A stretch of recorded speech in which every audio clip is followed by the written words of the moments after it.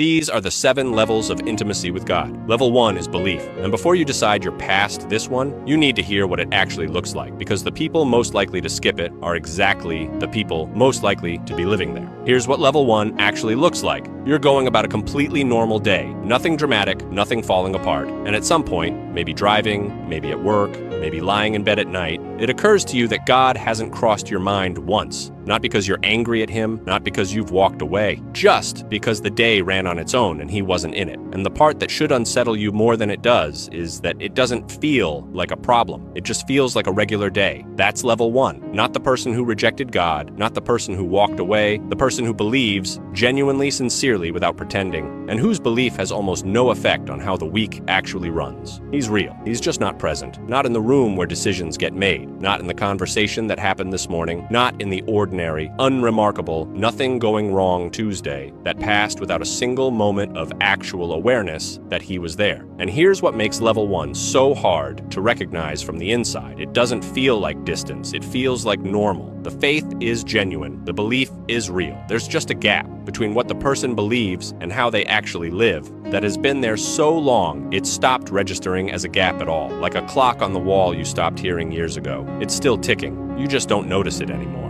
Isaiah 29:13 exposes this with precision that should make every comfortable Christian slow down. These people honor me with their lips, but their hearts are far from me.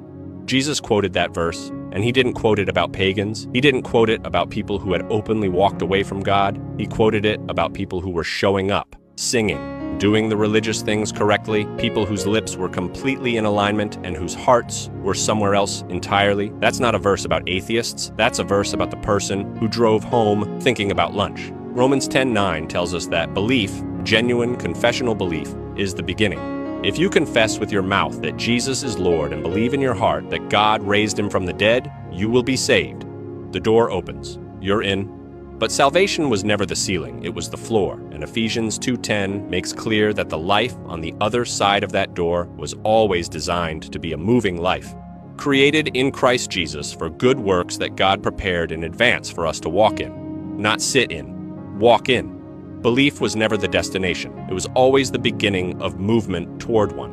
And here's the part nobody says out loud. Most people were handed a version of Christianity that made belief the finish line. Pray this prayer, mean it. You're in. What came after the prayer was never made as urgent as the prayer itself. So millions of people crossed the threshold, genuinely, sincerely, and quietly stopped there. Not out of rebellion, not out of laziness, because nobody told them clearly enough that the house went deeper, and that what's deeper is not more obligation. It's more of the person they said yes to on the way in.